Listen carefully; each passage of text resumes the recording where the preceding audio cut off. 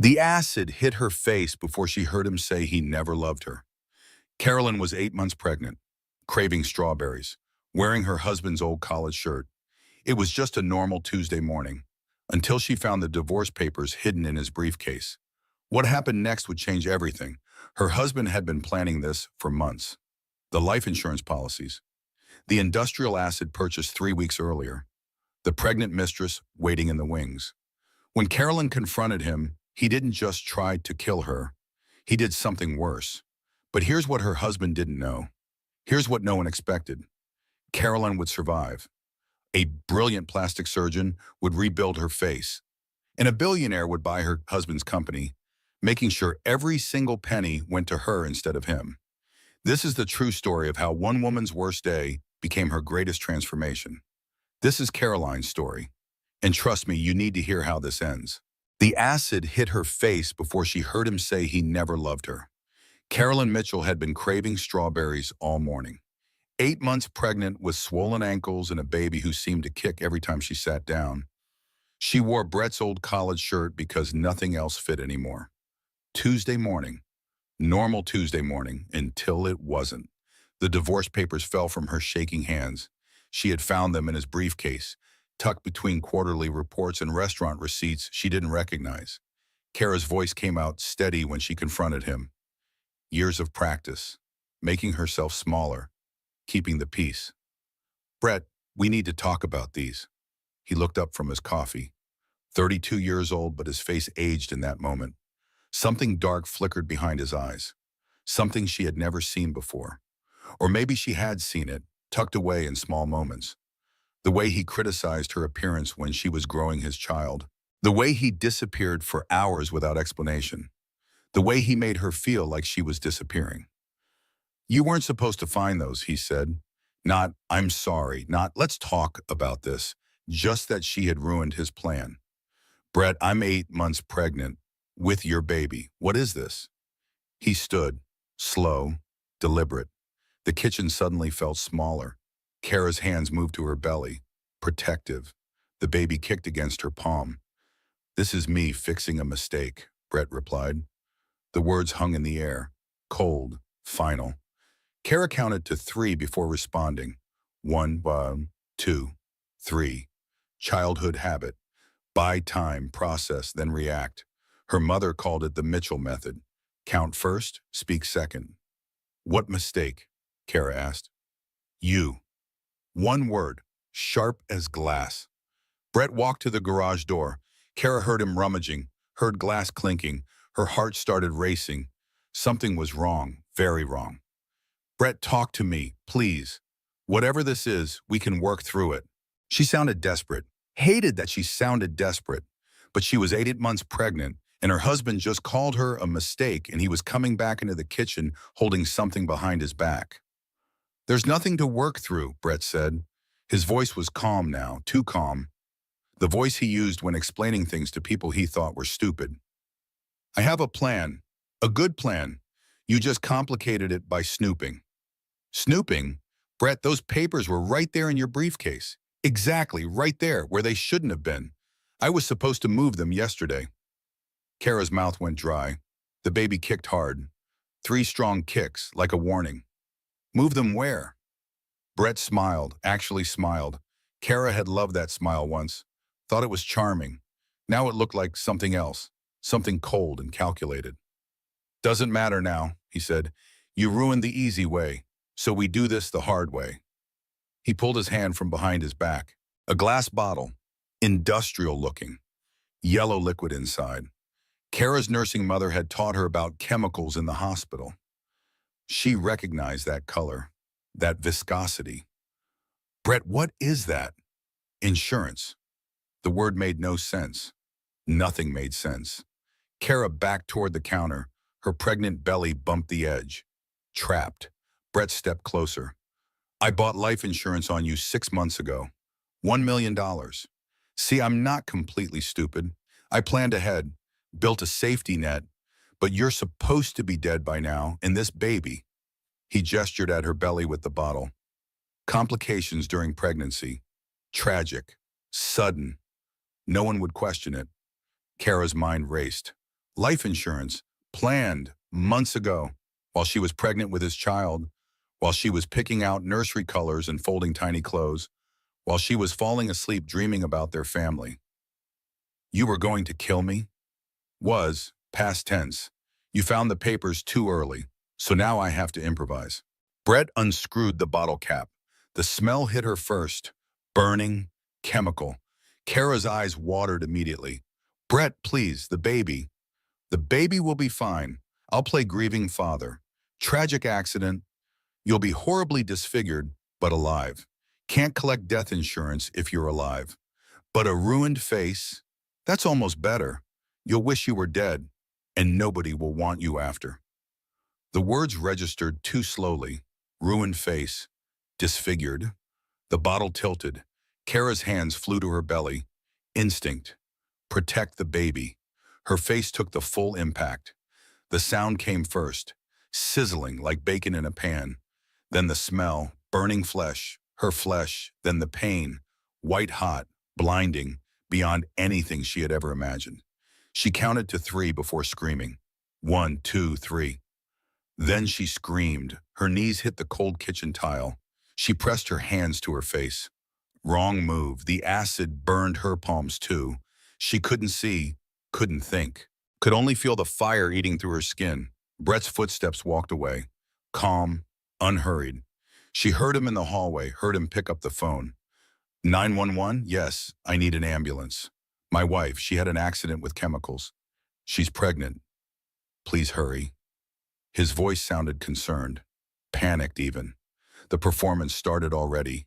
Kara tried to speak, tried to scream, but the pain swallowed everything. She curled on her side, protected her belly.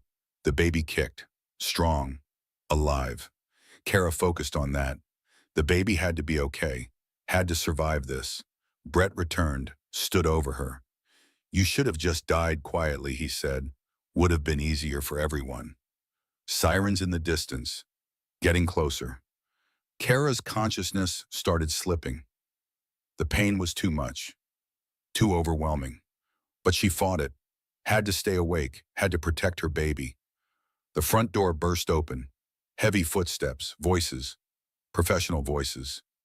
Jesus Christ. A male voice, young, shaking. Get the gurney. It's not the older voice, steady, in control, hands lifted her, gentle but urgent. Someone pressed oxygen to her face. Wrong, burned worse. She tried to pull away. Ma'am, I know it hurts, I know. But we need to keep you breathing. For the baby, can you hear me? Your baby needs you to keep breathing. Baby. Grace, they were going to name her Grace. Kara focused on that thought. Breathing for Grace, the ambulance ride blurred. Pain, voices, beeping machines. Someone held her hand. You're doing great. Stay with us. Almost there.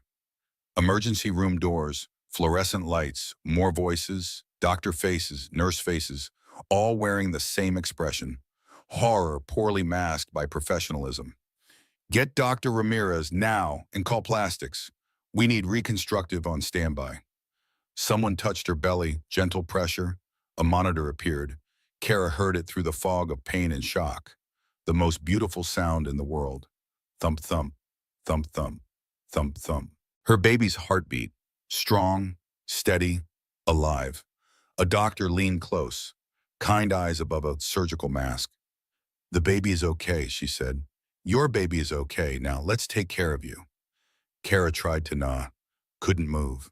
The pain was everywhere. Everything. Ma'am, what's your name? Caroline, she whispered, voice raw, broken. Kara. Kara, I'm Dr. Ramirez. You're in good hands. We're going to help you. Do you understand? My baby. Your baby is fine. Perfect heartbeat. But you're in shock. We need to sedate you. We need to clean these burns. Do you consent to treatment? Yes, please, save my baby. We will, I promise. A needle pinched her arm. Warmth spread through her veins. The pain started dimming. Kara's last conscious thought was about strawberries. Stupid, right? She never got her strawberries. That's what her brain held on to. Not the acid, not Brett's face when he threw it. The strawberries she had been craving all morning. Then darkness took her. Kind, merciful darkness. Beeping woke her. Steady, rhythmic, heart monitor. Kara knew that sound, had heard it 1,000 times in her marketing consultant days, visiting hospitals for healthcare clients. But this time the beeping was for her. She tried to open her eyes. Couldn't. Bandages. Her entire face wrapped. Mouth exposed for breathing. Everything else covered. Pain came next. Different from before. Duller. Managed. Morphine, probably. She could feel the IV in her arm. She's awake. A female voice. Gentle. Close by. Footsteps approached. Multiple people. Kara, can you hear me? Different woman. Older. Authority in her voice. Kara tried to speak. Her throat felt like sandpaper. Yes. I'm Dr. Elizabeth Ramirez. You're at St. Catherine's Hospital. You were brought in yesterday morning. Do you remember what happened? Yesterday morning, the kitchen, the acid, Brett. My baby. Kara's voice cracked. Please tell me my baby is okay. Your baby is fine. Perfect fetal heartbeat. No distress. You protected her. The injuries are confined to your face, neck, and hands. Relief flooded through her. Grace was okay. Everything else could be dealt with. But Grace was okay. Your husband is outside, Dr. Ramirez continued. He's been here all night, very concerned. He told us it was an accident, that you were cleaning with industrial chemicals and didn't realize how strong they were. Is that accurate? The performance continued. Of course Brett would the worst team. Of course he would play the concerned husband. Kara's mind raced. What did she say? Who would believe her? She was on morphine, traumatized, bandaged. He was calm, collected, credible. No, Kara said, voice stronger now. He threw it at me. On purpose. He told me he was going to kill me. Silence filled the room. Heavy, uncomfortable. Ma'am, a new voice. Male, official sounding. I'm Detective Sarah Brennan. I've been waiting to speak with you. Can you tell me exactly what happened? Kara told her. Everything. The divorce papers, Brett's confession about the life insurance. The acid, his plan. She left nothing out. He called 911 himself, Kara finished. Made it sound like an accident, but it wasn't. He tried to kill me, or worse, he wanted to disfigure me, wanted me to suffer. That's a very serious accusation, Detective Brennan said carefully. It's the truth. Your husband has been very cooperative, gave us permission to search your home. We found the chemical in the garage. He says it's for car batteries, that you must have been using it to clean. I'm 8 months pregnant. Why would I be cleaning with industrial acid? Good question. Silence again. I'll be honest with you, Kara. Cases like this are complicated. Domestic violence allegations during medical trauma. The defense will argue confusion, pain medication, emotional distress. But, Brennan paused. I believe you. I've worked domestic violence cases for 15 years. I know the patterns. I know the performance. Your husband's story has holes. I'm going to investigate thoroughly. Thank you, Kara whispered. But you need to prepare yourself. This won't be easy. He's already lawyered up, already building his defense. This will be a long fight. I don't care. He needs to pay for this. He will. I promise you, if the evidence supports what you're saying, he will. Footsteps retreated. Dr. Ramirez remained. Kara, I need to talk to you about your injuries. Are you ready? No, she wasn't ready. Would never be ready. But she nodded anyway. The acid burned approximately 40% of your facial tissue. Severe burns on the right side, moderate on the left. Your right eye was protected by your quick reflexes, but the surrounding tissue is badly damaged. Your nose, cheek, jaw, and neck on the right side sustained the worst injuries. Your hands have second-degree burns from trying to wipe away the acid. Kara processed this. 40%, right side, badly damaged. Will I look normal again? Dr. Ramirez hesitated. That hesitation told Kara everything. You'll need extensive reconstructive surgery, multiple procedures over several years. I've contacted the best plastic surgeon in the state, Dr. Marcus Shepard. He's willing to consult on your case. But Kara, I won't lie to you, this is a long road. The scars will be significant. Can I see? Not yet. We're still in the acute phase. Managing infection risk, promoting initial healing. When we do remove the bandages, I want you prepared. I want support people here. I want you in the right mental space. I want to see now. It's my face.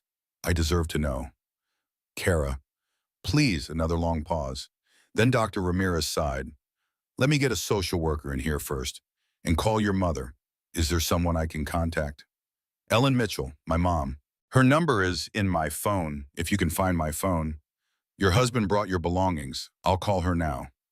Dr. Ramirez left. Kara lay in the hospital bed, counting her breaths.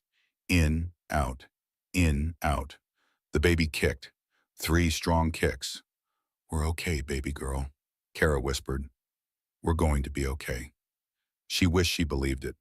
20 minutes later, the door burst open. Footsteps running. A gasp, then hands gripping hers. Kara, oh God, Kara. Her mother's voice. Kara had never been so grateful to hear it. Mom, I'm here, baby, I'm here. What happened? The doctor wouldn't tell me anything on the phone, just that you were hurt, that the baby was okay. Then I got here and they said, Ellen's voice broke. Brett did this. Silence. Then Ellen's voice again, harder now, colder. That son of a bitch, I'm going to kill him. Mom, I never liked him. Never. Too smooth, too charming. Men like that always have something to hide. But you loved him and I kept my mouth shut, and now look what happened. Mom, please, I need you calm. I need you strong. Can you do that for me? Ellen took a shaky breath, squeezed Kara's hand. Yes, yes, I can do that. What do you need? I need to see my face. The doctor won't show me without support. Will you stay while they remove the bandages? Honey, maybe you should wait. Give yourself time to process. I need to see what he did. I need to know. Ellen was quiet for a long moment. Okay, if that's what you need, I'll be right here. Dr. Ramirez returned with a social worker, a nurse Kara hadn't met before. Everyone moved carefully around the bed, the walking around death walk. Kara had seen that walk before, visiting her grandmother in hospice. The careful steps, the hushed voices, the way people moved when they were near tragedy. Are you sure about this, Kara? Dr. Ramirez asked. Yes. We'll remove the outer bandages. Keep the surgical dressings on the wounds themselves. You'll see the general extent of the damage, but you won't see the full picture until everything heals. Understand? Yes. Hands worked at the bandages, unwrapping, layer after layer. The air felt cold against her exposed skin. Wrong. Everything felt wrong. Finally, the last layer came away. I'm going to hold up a mirror, the social worker said. Her name tag read Jennifer. Take your time. Remember, this is the beginning, not the end result. Jennifer lifted a small hand mirror, positioned it so Kara could see. The woman in the mirror was a stranger, raw, red, melted. The right side of her face looked like candle wax, distorted and angry. Her cheek, her jaw, her neck, all mottled with burns. The left side was better but still scarred. Her nose was swollen, misshapen. Her lips cracked and blistered. But her eyes were the worst. Not because they were damaged, because they were the same. Still her eyes. Still Caroline's eyes, staring out from a ruined face. He took everything, Kara whispered. She heard her mother sob, heard Jennifer murmur something soothing, heard Dr. Ramirez explain healing timelines and surgical options. But Kara just stared at the stranger in the mirror. Her beauty, the beauty Brett always said was her only value, gone. Mrs. Donovan, I know this is devastating, Jennifer said, but you're alive. Your baby is alive. With time and treatment. I don't want platitudes, Kara interrupted, voice flat. I want honesty. Will I ever look normal again? Dr. Ramirez stepped forward. No, not like before. But Dr. Shepard is a miracle worker. I've seen him reconstruct faces after car accidents, burns, even cancer removals. He can help you. It won't be quick. It won't be easy. But he can help you. When can I meet him? He's flying in tonight. He'll consult with you tomorrow morning. Kara nodded, set down the mirror. She couldn't look anymore. Can I see Brett? She asked. Everyone stiffened. Honey, why would you want to see him? Ellen asked, voice sharp. Because I want him to see what he did. I want him to look at me. The police have advised against contact, Detective Brennan said. She had reappeared in the doorway. He's a suspect in an ongoing investigation. He's also my husband, the father of my unborn child. I have a right to see him. Brennan exchanged looks with Dr. Ramirez. Some silent communication happened. I'll allow it, Brennan said, but I'll be present, and it's being recorded. Anything he says can be used as evidence. Fine. They wheeled Kara's bed to a consultation room. Neutral territory. Ellen stayed by her side. Brennan positioned herself by the door. Two uniformed officers waited outside. Then Brett walked in. He looked perfect. Well-rested, clean-shaven, wearing the suit Kara had bought him for their anniversary. His face showed concern. His eyes were dry. But when he saw her face, really saw it, something flickered. Just for a second. Satisfaction. He wanted this. Kara understood it fully now. This was his plan all along. Kara, baby, I'm so sorry. I would try to stop you from using those chemicals, but you wouldn't listen. And stop. Kara's voice cut through his performance. I know what you did. The police know what you did. There's no point in lying. Brett's concerned expression cracked. Just slightly, he glanced at Brennan, at the recording equipment. I don't know what you're talking about. You had an accident. I called for help immediately. You told me you bought life insurance 6 months ago. You told me I was supposed to be dead. You told me you wanted me disfigured so no one would want me after. You're confused. The trauma, the medication. Kara, I love you. You've never loved me. You loved controlling me. You loved making me small. You loved having a beautiful wife to show off. But you never loved me. Brett's jaw tightened. There, the real Brett, the one who lurked behind the charm. You're making a mistake, he said quietly, voice hard. If you press charges, I'll fight. I'll win. I have resources. I have lawyers. I have a perfectly reasonable explanation. You'll be a traumatized, pregnant woman on pain medication, making wild accusations. Who do you think people will believe? The truth. The truth is what I say it is, and I'm very convincing. Ellen made a sound like a wounded animal. Lunged forward. The officers caught her. Get him out of here, Brennan ordered. Interview over. Brett smiled, that charming smile, the one Kara used to love. He walked to the door, paused. Get well soon, Kara. We have a baby to raise together. Then he left. The room was silent. That bastard, Ellen whispered. That absolute bastard. Kara said nothing, just stared at the door where Brett had disappeared. Something cold and hard settled in her chest. Determination. He thought he had won, thought he had destroyed her. He had no idea what he had actually created. 4 days after the attack, Detective Brennan returned with news. We found something, she said. Receipt from a hardware store. 3 weeks before the attack. Brett purchased sulfuric acid, industrial grade, same type that burned you. Kara's heart jumped. That proves premeditation. It helps. Combined with the life insurance policy and the timeline and your testimony, we have enough to arrest him. I wanted to tell you before we brought him in. Do it. There's more. Brett's lawyer already contacted us. They're building an insanity defense, claiming he had a mental health crisis, that the pregnancy stressed him, that his business was failing. They'll argue he snapped. That's garbage. He planned this. I know, and we'll prove it, but I want you prepared for what's coming. This will be a media circus. The prosecutor is filing attempted murder charges. This is going to trial. Kara looked at her bandaged hands, at her mother sitting beside the bed, at the fetal monitor showing Grace's steady heartbeat. Good. Let everyone see what he did. Let them judge for themselves. Brett was arrested that afternoon. Kara watched the news coverage from her hospital bed, saw him in handcuffs walking to the police car.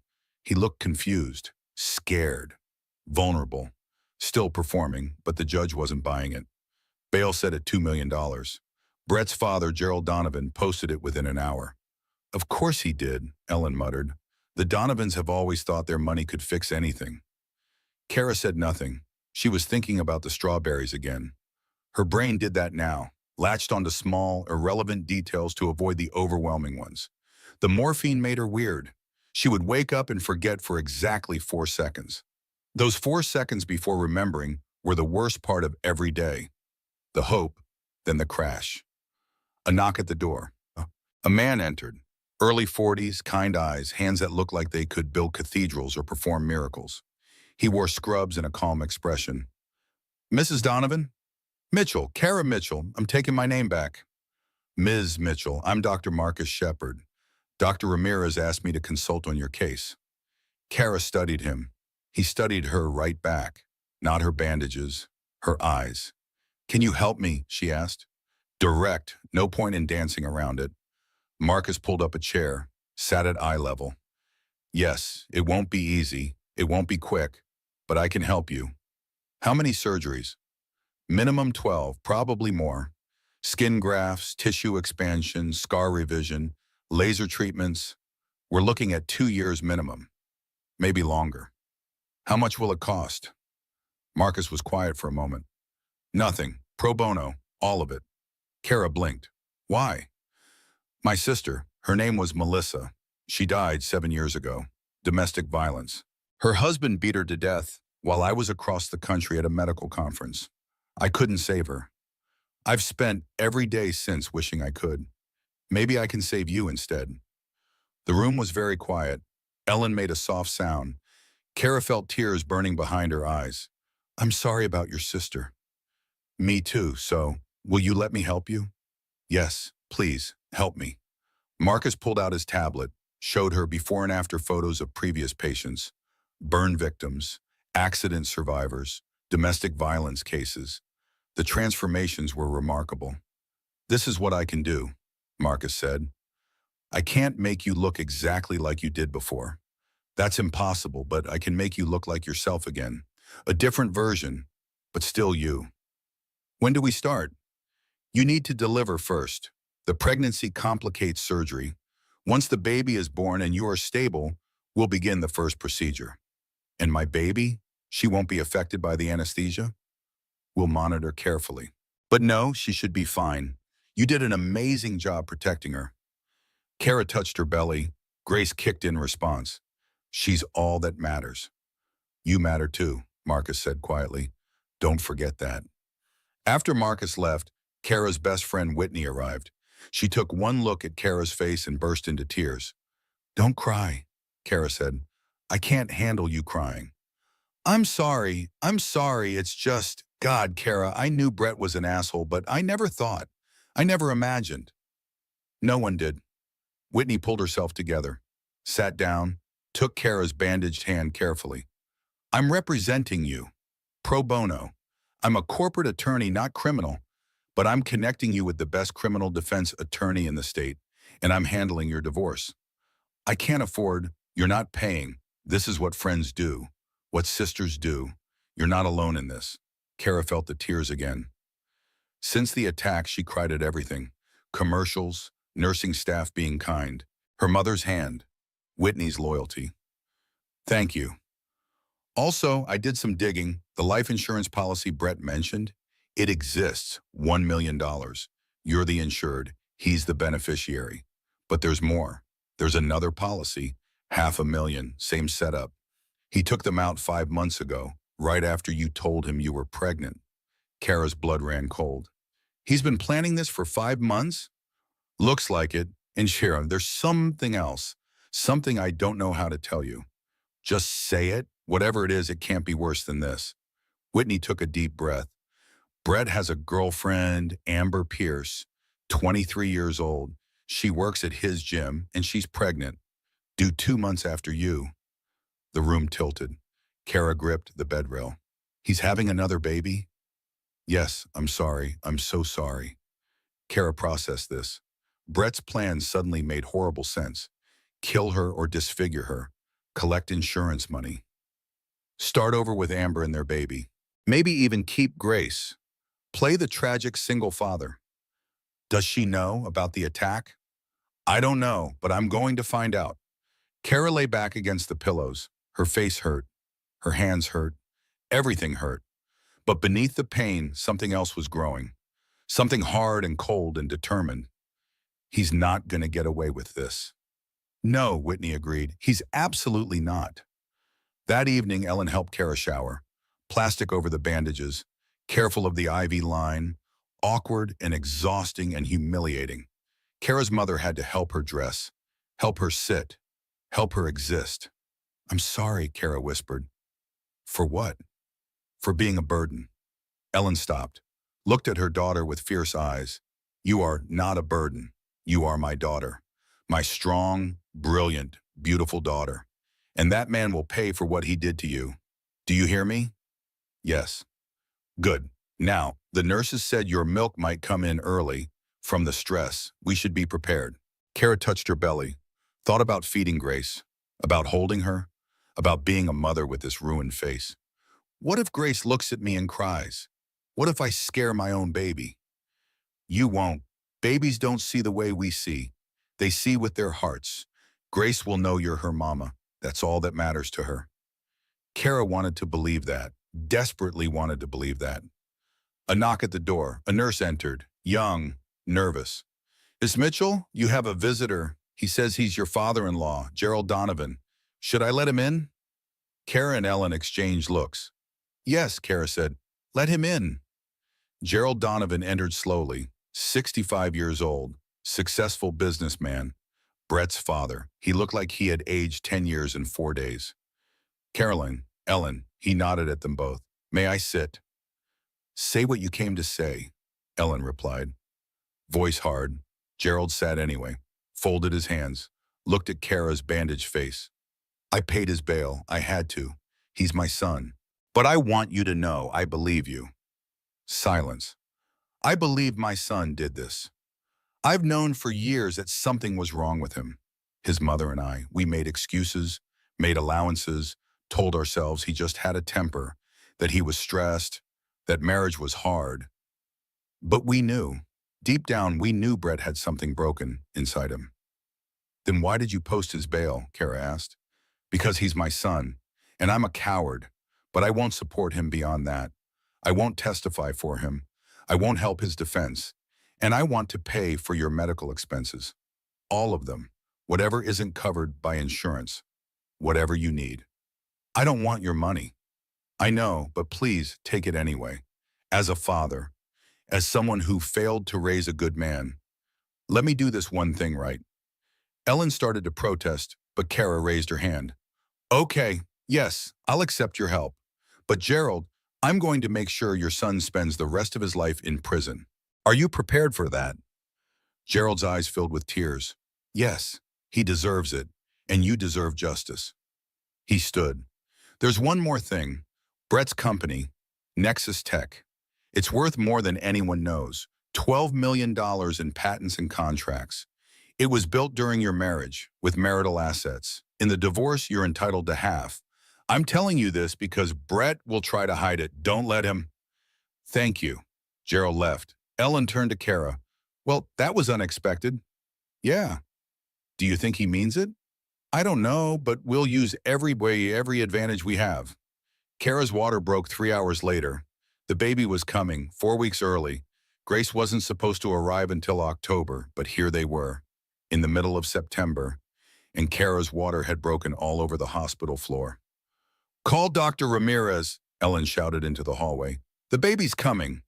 Controlled chaos, nurses running, monitors beeping. Kara's hospital bed racing down corridors toward labor and delivery. Everything happened too fast. Too soon. Is she okay? Kara gasped. Is the baby okay? Heartbeat is strong, a nurse said, but we need to do an emergency cesarean section. The stress of the attack. Your body can't handle labor right now.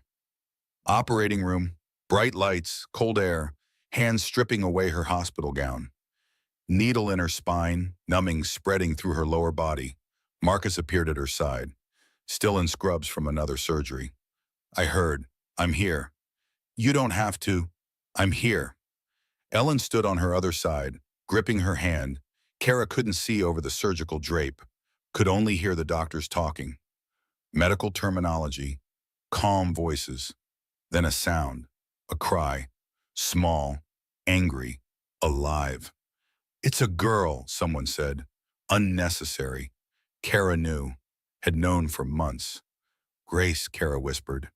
They cleaned her, weighed her, 4 pounds, 2 ounces, tiny but perfectly formed. Then a nurse brought her close, placed her in Kara's arms. Grace opened her eyes, dark blue, unfocused, searching. She looked at Kara's bandaged face, at the stranger holding her, and she didn't cry, didn't flinch, just stared. Hi, baby girl, Kara whispered. I'm your mama. Grace made a small sound, content, like she recognized the voice she had heard from inside.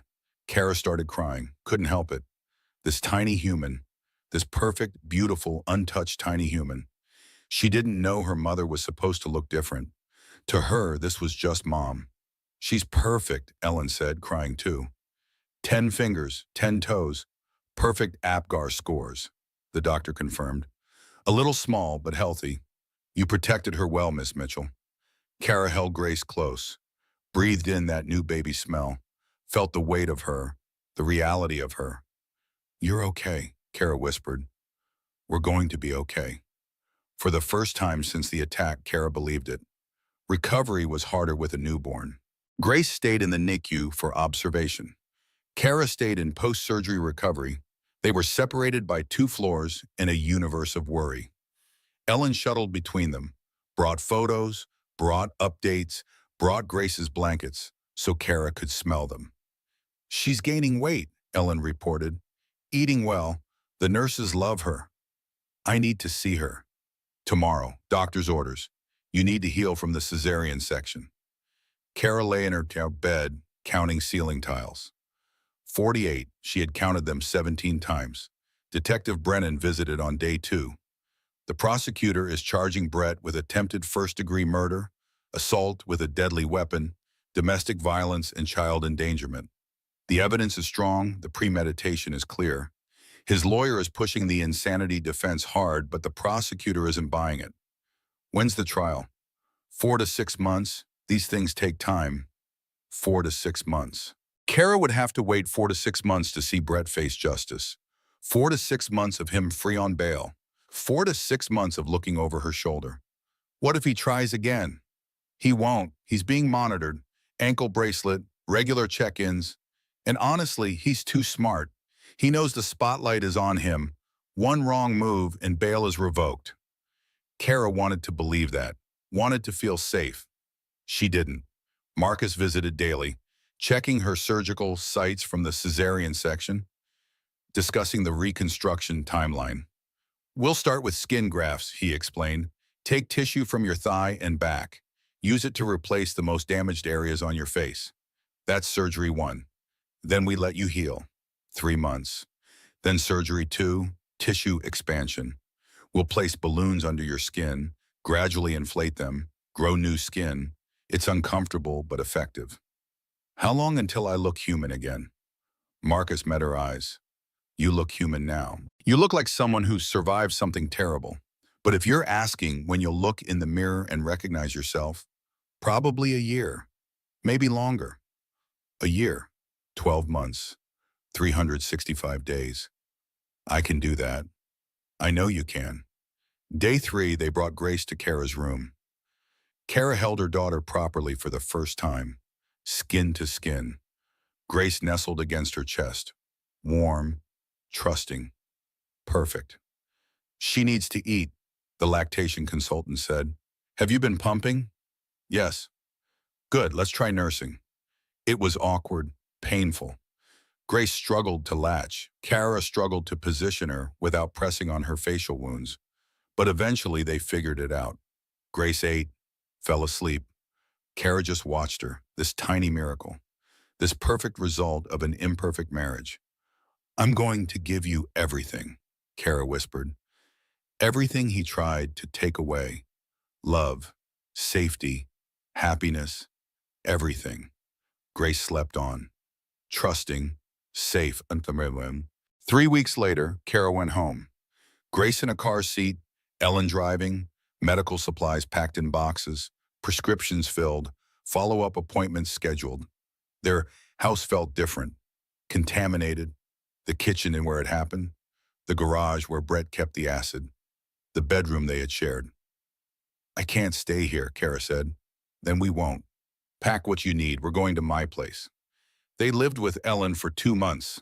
Kara's childhood bedroom converted to a nursery. Ellen taking night shifts when Kara's pain was too bad. Whitney visiting with legal updates. Brett's lawyer subpoenaed your medical records, Whitney reported. They're trying to prove you were mentally unstable, that you made up the attack. That's insane. That's their defense. We'll fight it. But Kara, you need to be prepared. The trial's going to be brutal. Kara looked at Grace sleeping in her bassinet, at her own reflection in the mirror.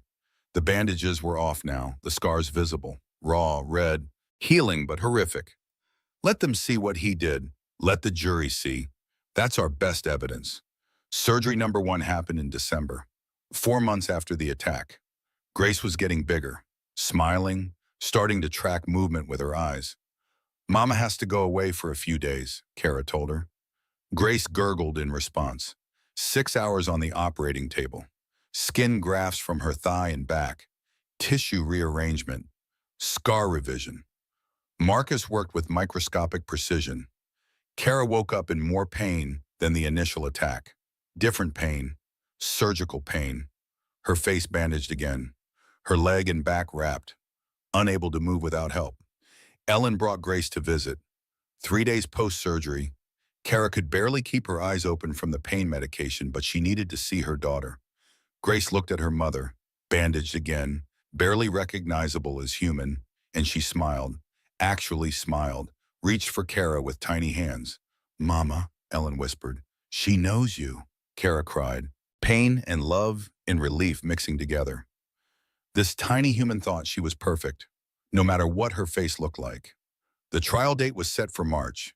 6 months after the attack, Kara would have to testify, would have to face Brett in court, would have to relive everything. "I'm ready," she told Whitney.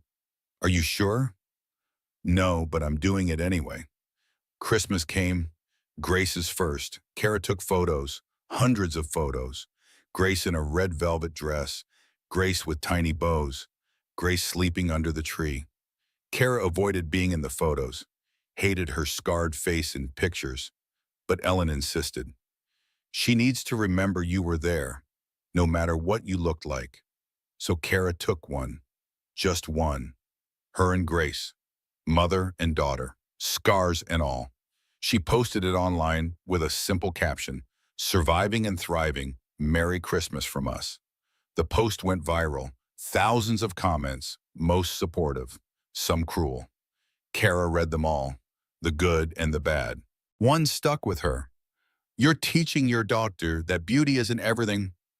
That survival is, what a gift." She was. She was teaching Grace that lesson. That strength mattered more than beauty. That surviving mattered more than perfection. New Year came. Kara made resolutions. Survive surgery 2. Testify at trial. Win the divorce. Rebuild her life. She was going to do all of it. For Grace, for herself, for every woman who ever made herself smaller for a man. Brett thought he had destroyed her. He had no idea what he had actually done. He had freed her from caring what anyone thought, freed her from needing to be perfect, freed her from him. The scars would never fully heal. But she would. She was already healing. March arrived cold and wet. The trial started on a Monday. Kara wore a navy suit, hair pulled back, full face visible. She could have worn makeup, heavy makeup to cover the scars. She chose not to. Let them see. Let everyone see what Brett did. The courthouse was packed. Media everywhere. Cameras, reporters, curious onlookers. The case had become national news. Pregnant woman attacked with acid by husband. It had everything. Violence, betrayal, a baby, a monster disguised as a husband. Ellen watched Grace at home, too young for a courthouse, too innocent for this ugliness. Whitney walked beside Kara, holding her arm, supporting her. "You ready?" "No, but let's do this anyway." They entered the courtroom. Kara saw Brett immediately, sitting at the defense table, clean-shaven, nice suit, looking like a victim himself. When he saw her, his face did something complicated: surprise, disgust, satisfaction, all in one moment. He wanted this, still wanted this. The jury filed in. 12 people who would decide Brett's fate, 7 women, 5 men, mixed ages, mixed races. They looked at Kara, at her scars, at Brett. She could see them making judgments already. All rise. The Honorable Judge Patricia Morrison presiding. The trial began. Opening statements. The prosecutor, a woman named Amanda Chen, spoke first. Direct, powerful, no nonsense. The evidence will show that Brett Donovan planned to murder his pregnant wife. He took out life insurance policies totaling $1.5 million. He purchased industrial sulfuric acid 3 weeks before the attack. He had a pregnant mistress. He needed his wife gone. When Caroline Mitchell discovered divorce papers, Brett improvised. He couldn't kill her cleanly anymore. So he did something worse. He threw acid in her face, disfigured her, destroyed her, and he called 911 himself to establish an alibi. Amanda paused, let the words sink in. The evidence will show premeditation, planning, malice. This was not an accident. This was not a mental health crisis. This was attempted murder, and we will prove it beyond a reasonable doubt. Brett's lawyer stood next. Richard something, expensive suit, silver hair, defense attorney face.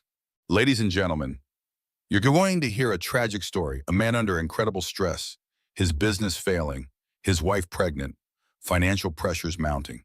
Brett Donovan is not a monster. He's a man who had a breakdown, a mental health crisis. He doesn't remember the attack. He can't explain it because he wasn't in his right mind. The prosecution wants you to see calculation. We ask you to see suffering. A man who needs help, not prison. Kara's hands clenched. Lies. All lies. The defense calls for compassion, for understanding, for recognition that mental illness can make good people do terrible things. Thank you. He sat, looked pleased with himself. Judge Morrison banged her gavel. Prosecution may call its first witness. Detective Sarah Brennan took the stand, detailed the investigation, the evidence, the timeline. We found the receipt for sulfuric acid dated 3 weeks before the attack.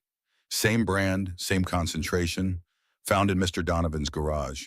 We found documentation of 2 life insurance policies, both taken out 5 months before the attack. We found text messages between Mr. Donovan and Amber Pierce discussing handling the Kara problem. Objection, hearsay. Overruled. The witness may answer. We found search history on Mr. Donovan's computer, searches for most painful ways to disfigure someone, searches for sulfuric acid damage, searches for life insurance payout timeline. This was planned, carefully, deliberately. Brett's lawyer cross-examined, tried to poke holes, tried to suggest the evidence was circumstantial, but the timeline was too clear. The pattern too obvious. More witnesses. The hardware store clerk who sold Brett the acid. The insurance agent who processed the policies. Brett's business partner who testified about financial troubles. Then, Amber Pierce, 8 months pregnant now. Amber walked slowly to the witness stand. Young, scared, hands on her belly. The prosecutor approached gently. Ms. Pierce, can you tell us about your relationship with Brett Donovan? We met at the gym about a year ago, started talking, then more than talking. Amber's voice was quiet, ashamed. Did you know he was married? Yes. He said his marriage was over, that they were separated, that his wife was difficult, demanding. He made it sound like he was the victim. Did you get pregnant? Yes, 5 months ago, I told Brett. He seemed happy at first, then he changed, started talking about how complicated it was, how expensive, how he needed to handle things. What did he mean by handle things? Amber took a shaky breath. He said he had a plan, that soon it would just be us, me and him and our baby, that his wife wouldn't be a problem anymore. I didn't understand what he meant. Not until the news, when I saw what he did. Did you visit Mr. Donovan after the attack? Yes, once. He showed me. He showed me a picture of her, of Caroline, her face after. And he laughed. He said, problem solved. That's when I knew. He planned it. He wanted that to happen. Objection! Brett's lawyer jumped up. The witness is speculating. This is hearsay. She's testifying to what the defendant said directly to her, overruled. Amber continued, tears streaming down her face. I loved him. I believed him. But I'm not a monster. What he did, I can't. I can't be with someone who could do that. I'm testifying because it's the right thing. Because that woman deserves justice. Because our baby, my baby, needs to know I did the right thing. She looked at Kara, direct eye contact. I'm sorry. I'm so sorry. I didn't know. I should have. But I didn't. Kara nodded, one survivor to another. Not forgiveness exactly, but understanding. The security footage played next, audio and video from Kara and Brett's home security system. Brett hadn't known it was recording. The jury watched, listened. Kara couldn't look at the screen, but she heard it. Her own voice asking about divorce papers. Brett's cold responses, the sound of footsteps, the garage door, then the worst sound, the splash, the sizzle, her scream. 3 jurors cried, the others looked sick. Brett stared at his hands. Judge Morrison called recess. The courtroom emptied slowly. Kara went to the bathroom, splashed water on her face. Whitney followed it. You okay? No, but I will be. You're doing amazing. The jury sees the truth. They see who he really is. I hope so. Brett testified in his own defense. Biggest mistake of his life. He took the stand calm and composed. Told his story. Stress, financial pressure. Doesn't remember the attack. Woke up and called 911 immediately. Distraught, confused, wanted to help. Amanda Chen approached for cross-examination. Predator circling prey. Mr. Donovan, you claim you don't remember the attack? That's correct. But you remember everything before? Finding the divorce papers? Yes. You remember the argument? Some of it. It's hazy. You remember going to the garage? No. You don't remember purchasing sulfuric acid 3 weeks earlier? No, I mean, I bought it for car batteries. Do you own a car that uses that type of battery? Pause. Brett's lawyer should have prepped him for this. I was planning to restore a classic car. Do you have any documentation of this plan? Receipts for car parts? Research on classic cars? No, it was just an idea. An idea that required industrial-grade acid? I guess. Mr. Donovan, you took out life insurance on your wife 5 months before the attack. Security, we had a baby coming. You're the sole beneficiary, not your unborn child, not a trust. You. Why? That's standard. Was it? Most couples have mutual policies, or the child is the beneficiary. But you made sure you were the only one who would benefit from your wife's death. Why? I don't know. I wasn't thinking clearly. You weren't thinking clearly 5 months before the alleged mental health crisis? Silence. Mr. Donovan, you searched sulfuric acid damage on your computer. When? I don't remember doing that. 2 days before the attack. You also searched life insurance payout timeline and most painful ways to disfigure someone. Any explanation? No, I don't know why I searched those things. Because you were planning this. You wanted to hurt your wife. You wanted to collect insurance money. You wanted to start over with your pregnant mistress. And when your wife found the divorce papers early, you improvised. You threw acid in her face. You tried to kill her, didn't you? No. You told Amber Pierce that your wife wouldn't be a problem anymore. What did you mean? I don't remember saying that. You showed her a picture of your wife's burned face and laughed. Said problem solved. What did you mean? I wouldn't. Mr. Donovan, you planned this attack for months. You bought the acid. You hid it. You took out insurance. You waited. And when the opportunity came, you executed your plan. You threw acid in your 8-month pregnant wife's face. You tried to murder her. Admit it. No, Brett was sweating now, angry, the mask slipping. You're a liar and a monster and... Mr. Donovan, Judge Morrison interrupted, control yourself. But it was too late. The jury had seen it. The real Brett, the angry, the violent, the calculating. Amanda sat down, satisfied. Kara testified last, walked to the stand, placed her scarred hand on the Bible. Do you swear to tell the truth, the whole truth, and nothing but the truth? I do. Amanda approached her gently.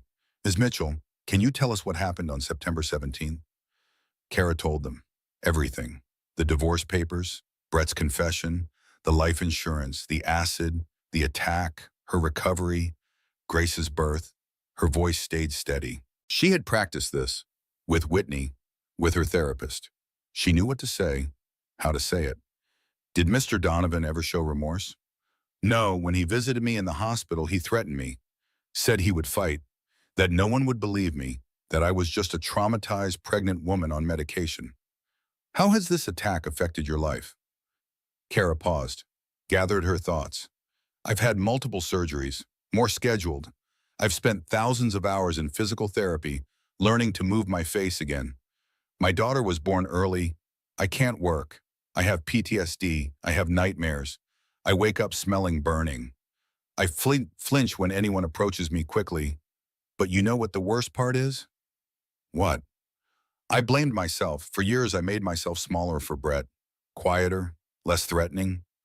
I apologized for taking up space, and I thought that was normal. That was love. It took acid in my face to realize. The problem was never me, it was always him. Kara looked at the jury. Everyone kept saying, at least the baby is okay, at least. Like my face was an acceptable sacrifice. I love my daughter more than breathing. But I'm allowed to grieve myself too. I'm allowed to be angry. I'm allowed to want justice. The courtroom was silent. Brett's lawyer cross-examined, tried to suggest she was confused, traumatized, making false accusations. But Kara didn't waver. I know what happened, he knows what happened, and now you know what happened. That's all that matters. Closing arguments.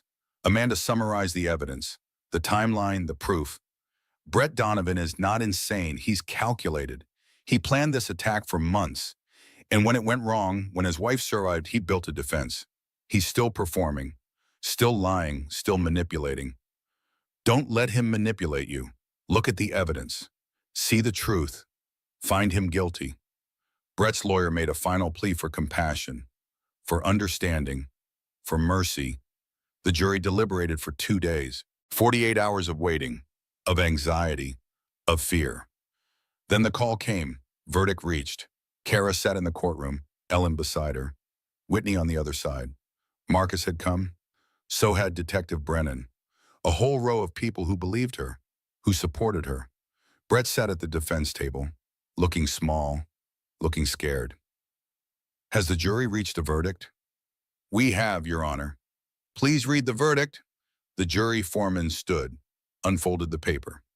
On the count of attempted first-degree murder, we find the defendant guilty. Brett's face crumbled. His mother wailed. His father sat stone-faced. On the count of assault with a deadly weapon, guilty. On the count of domestic violence, guilty. On the count of child endangerment, guilty. Guilty. All counts, every single one.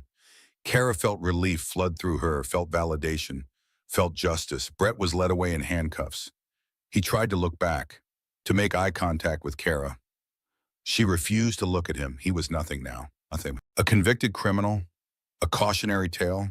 Nothing. Sentencing happened a month later. Kara gave a victim impact statement. Walked to the podium, looked at Brett one final time. You threw acid at me because I wasn't perfect enough for you. Ironic. I was never the imperfect one in this marriage. That was always you. She paused, took a breath. You wanted to destroy me, but here's what you actually did. You freed me. I spent 7 years making myself smaller for you, quieter, less threatening. I apologize for being smart, for being capable, for taking up space. This face, she gestured, it's mine now, not yours. You don't get to control how I look anymore. Nobody does. 25 years is too lenient, but I'll take it, because in 25 years, you'll be 57, alone, forgotten, and I'll be 53, living, loving, free. She looked at the jury, at the judge. Thank you for seeing the truth, for believing women, for protecting my daughter from her father. She sat down, didn't cry, was done crying. Judge Morrison sentenced Brett, 25 years to life, no parole possibility for 20 years, restraining order permanent, parental rights terminated. Brett tried to speak. The judge silenced him. You've done enough damage, Mr. Donovan. Take him away. That evening, Kara held Grace, told her daughter the truth. Your father is a bad man. He hurt Mama, but he can't hurt us anymore. We're safe now. We're free. Grace gurgled, grabbed Kara's finger, trusted completely. Kara realized something. She had survived the attack, the surgeries, the trial. She had survived Brett. Now she could finally start living. The celebration dinner felt surreal. Whitney had reserved a private room at an upscale restaurant. Kara sat at the head of the table. Ellen to her right holding Grace, Marcus to her left, Detective Brennan and the prosecuting attorney. Even Gerald Donovan came. Brett's father had testified during sentencing about his son's history of violence. Small incidents, warning signs, things he wished he had addressed sooner. To Kara, Whitney raised her glass, sparkling cider for Kara who was still nursing. To the strongest woman I know, to justice, to new beginnings. Glasses clinked. Everyone drank. Kara smiled but felt distant, like she was watching the celebration from outside her body. You okay? Marcus asked quietly. I don't know. I should be happy. We won. You are happy and exhausted and traumatized and relieved. You can be all of those things at once, Kara nodded. Watched Grace sleep in Ellen's arms. 6 months old now, growing, thriving, unaware of the courtroom drama, unaware her father was in prison. Good. Let her be unaware. Let her have innocence as long as possible. The dinner continued. Laughter, stories, plans for the future. But Kara just wanted to go home.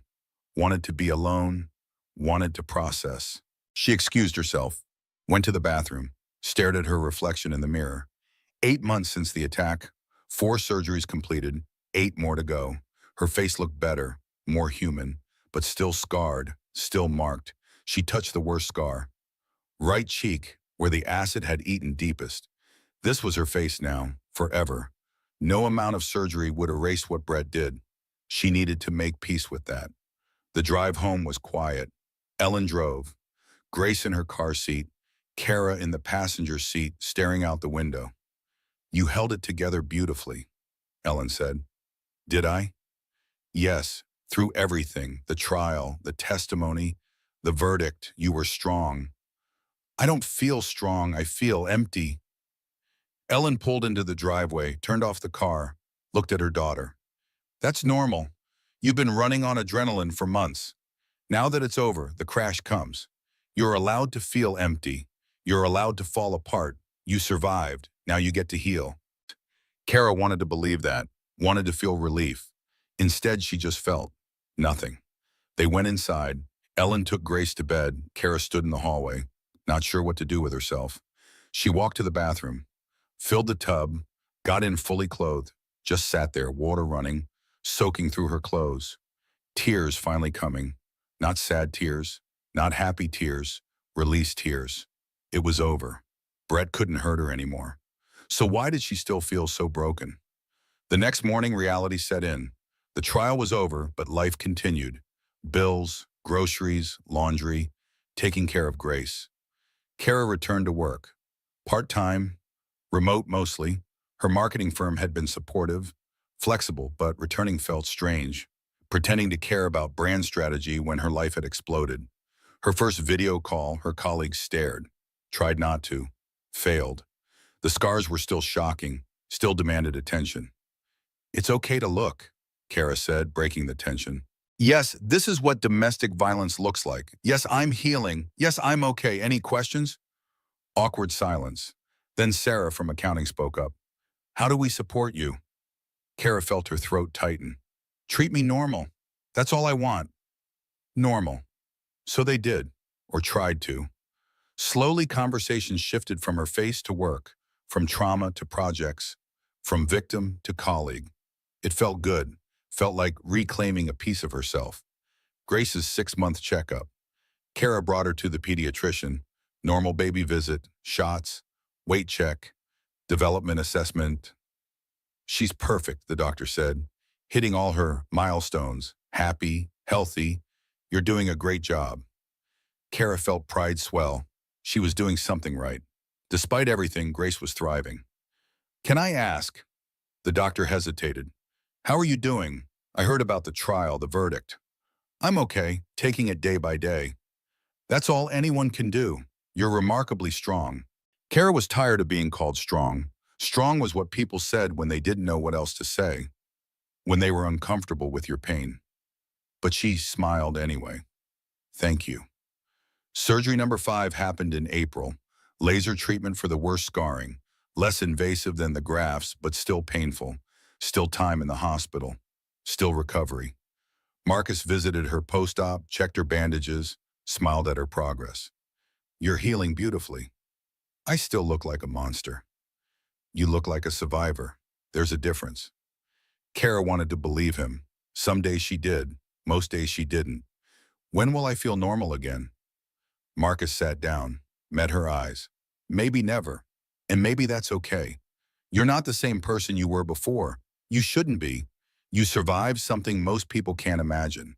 That changes you. But change doesn't mean broken. It feels broken. I know, give it time.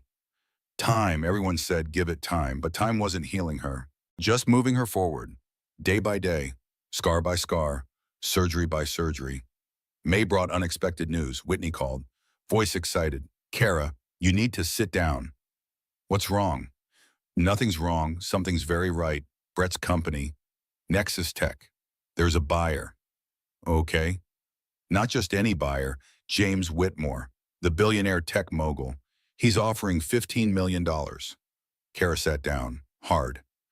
$15 million? For Brett's failing company? The patents are worth more than anyone realized. Encryption technology. Brett actually created something valuable. He just couldn't execute it. But Whitmore can. Why are you telling me this? Because the company was built during your marriage. With marital assets, you're entitled to half. But Whitmore wants to structure the purchase through your civil suit. Make sure every penny goes to you. Brett gets nothing. Kara processed this. $15 million, financial security, for her, for Grace, for their future. Why would Whitmore do that? I asked him. He said his sister died in a domestic violence situation. He spent years funding survivors' organizations. This is personal for him. And business. The patents are legitimately worth the money. He's just making sure the right person benefits. I don't want charity. It's not charity, it's justice. And honestly, it's smart business. The patents are valuable. You deserve to profit from them. Kara thought about Brett, in prison, his life's work going to his victim. Poetic justice. Okay, yes, let's do it. There's one condition. Whitmore wants to meet you, personally, before finalizing the deal. Why? I don't know, but Kara, he's offering $15 million. If he wants a meeting, take the meeting. Kara agreed. The meeting was scheduled for June. Downtown office, 45th floor. She would bring Whitney for support. And maybe, just maybe, her life was finally turning around. Therapy sessions with Dr. Rebecca Hayes became weekly. Kara needed them, needed someone to talk to who understood trauma. How are you sleeping? Rebecca asked. Badly. Nightmares. I smell burning. Wake up sure the house is on fire. That's common with PTSD. Your nervous system is stuck in fight or flight. We can work on that.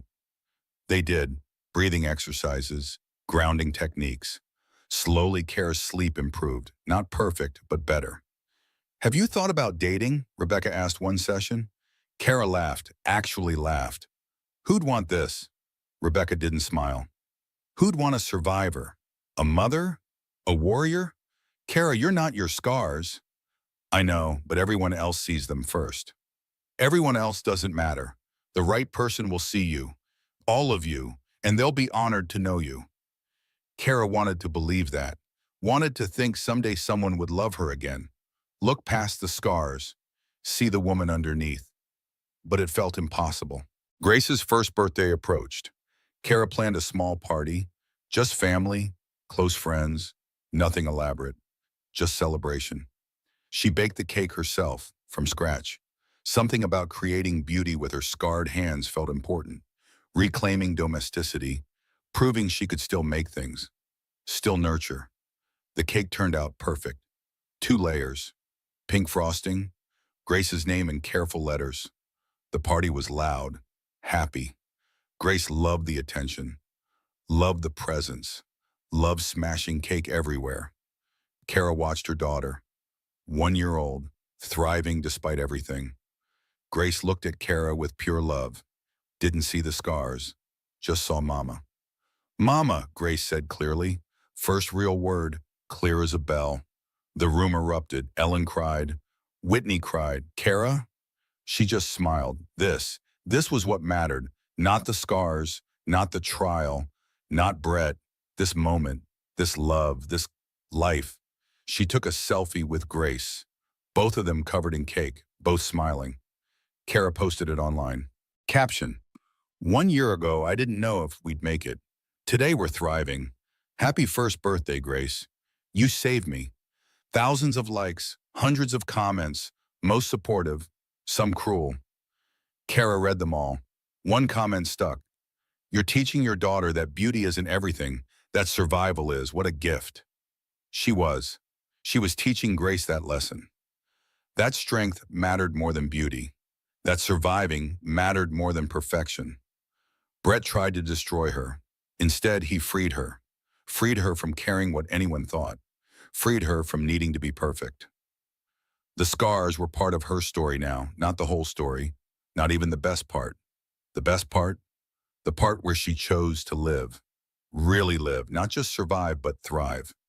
June arrived. Time for the meeting with James Whitmore.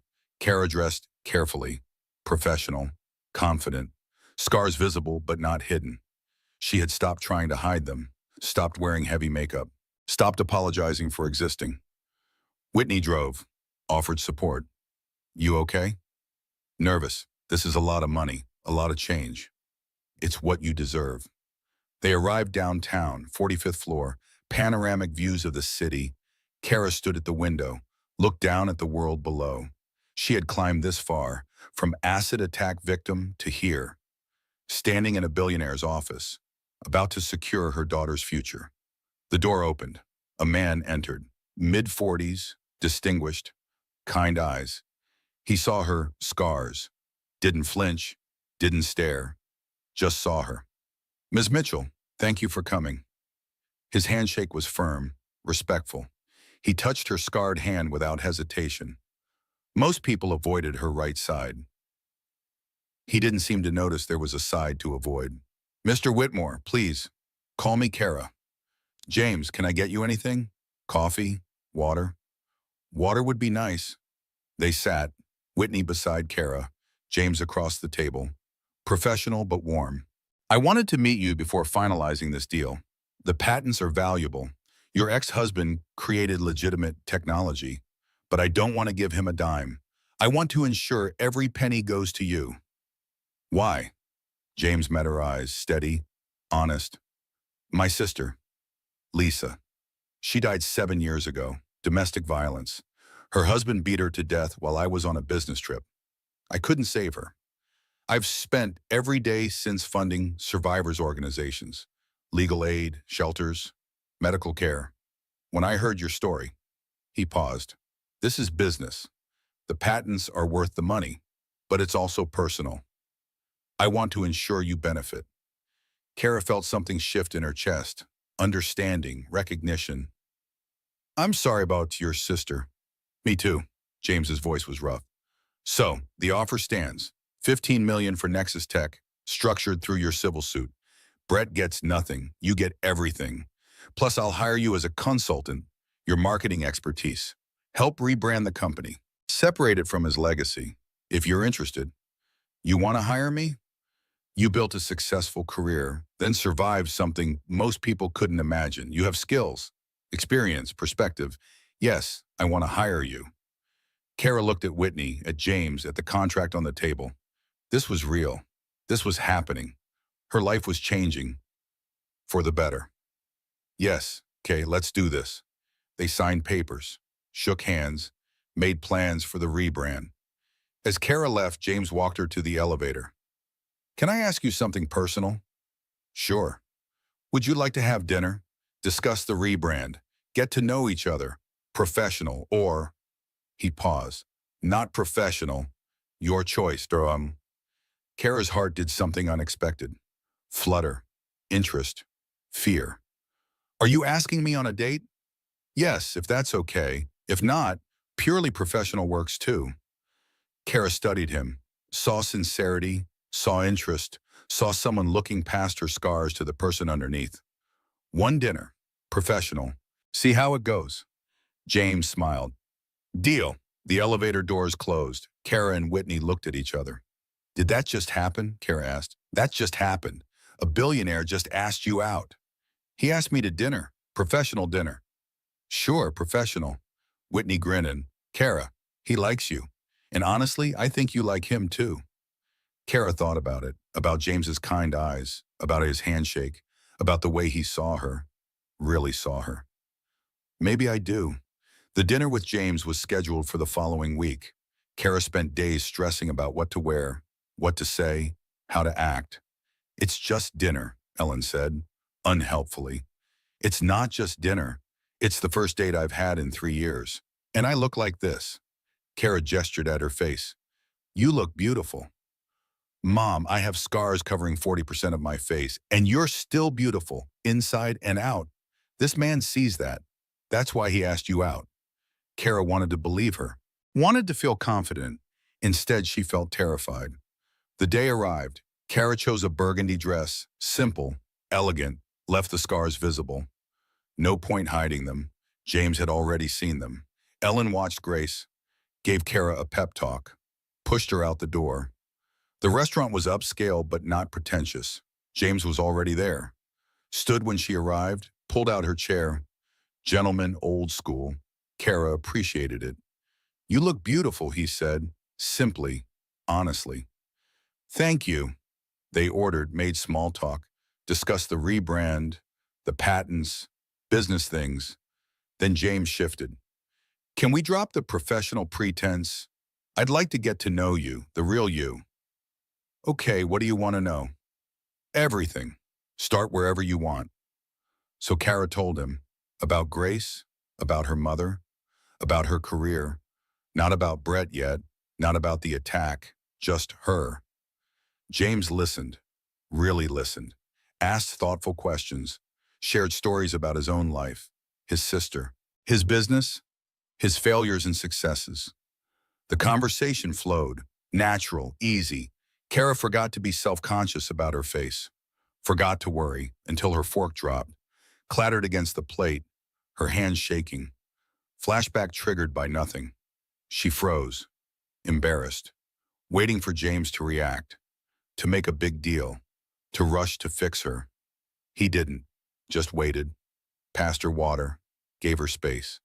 Sorry, she whispered. Don't be. Trauma doesn't follow dinner schedules. She looked at him, really looked. He understood, didn't pity, just understood. You really get it. I watched my sister struggle with PTSD after her first attack. Before the final one, I learned to give space, learned to wait, learned that supporting someone means not fixing them, just being there. You share. Kara felt her chest tighten. This man, this kind, patient, understanding man. Thank you for not making it weird. Thank you for giving me a chance. They finished dinner. James walked her to her car, didn't try to kiss her, didn't push, just smiled. I'd like to see you again, if you're interested.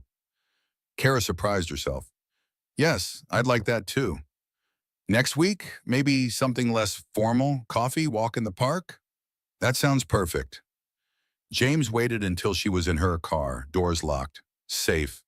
Then he walked to his own car. Kara drove home. Mind racing, heart racing. She had forgotten what it felt like to be nervous excited instead of nervous scared. Butterflies instead of dread. Her body remembering emotions she thought Brett had murdered. The next few weeks were a blur. Dates with James, Slow, careful, building trust. He never pushed, never rushed, just present. They walked in parks, drank coffee, talked for hours. He met Ellen, was charming and respectful. He saw pictures of Grace, asked about her, seemed genuinely interested. "When do I get to meet her?" James asked one day. Kara hesitated. "Soon, she's my world. I need to be sure." "I understand, take your time. I'm not going anywhere." 3 months into dating, Kara decided it was time. Time for James to meet Grace. She was terrified. What if Grace didn't like him? What if he was great with Kara, but couldn't handle a toddler? What if this ruined everything? But she invited him anyway. Casual. Her place. Just hanging out. James arrived with a gift. Age-appropriate toy. Carefully chosen. Researched. Grace studied him. Toddler suspicion. Who was this stranger in her space? James didn't force it, didn't rush, just sat on the floor, played with his own eyes, let Grace come to him. It took 20 minutes. Then Grace waddled over, patted his face. "Nice," James laughed. "Thank you, Grace." Grace handed him a toy. Universal toddler acceptance. "You may play with me now." Kara watched from the doorway, heart doing something complicated, opening, expanding, making room for this man in their lives. They spent the afternoon together. James pushed Grace on the swings, made her giggle, treated her like she was precious, because she was. Later, after Grace went to bed, James and Kara sat on the porch. "She's amazing," James said. "You're doing an incredible job." "Thank you. Can I ask you something?" "Sure." "What are we doing here? This, us. I don't want to pressure you, but I need to know, are we just casually dating? Or is this more?" Kara's breath caught. "Good question. What were they doing?" "I don't know. I was married before. It nearly killed me.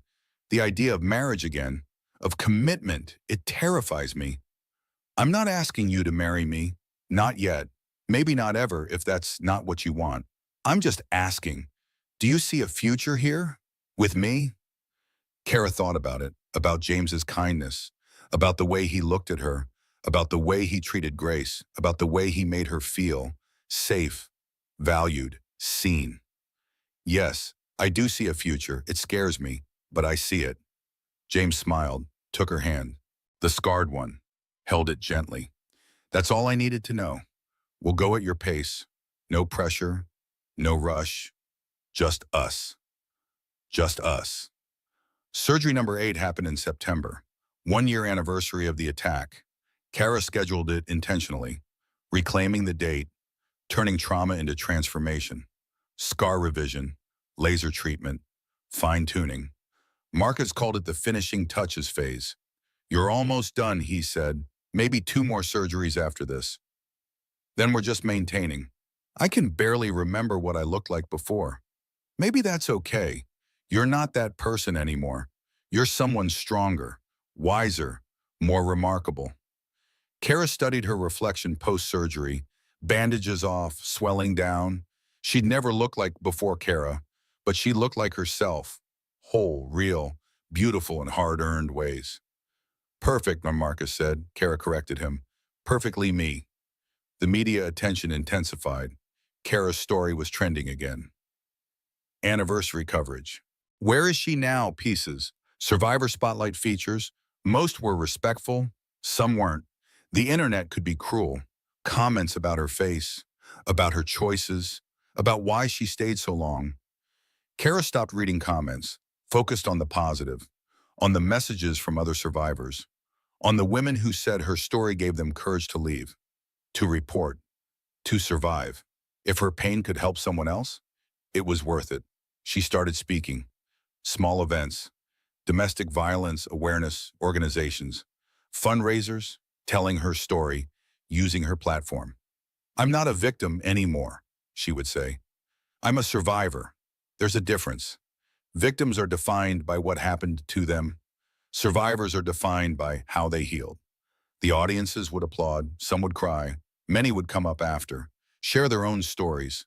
Thank her. It was exhausting, emotional, but important.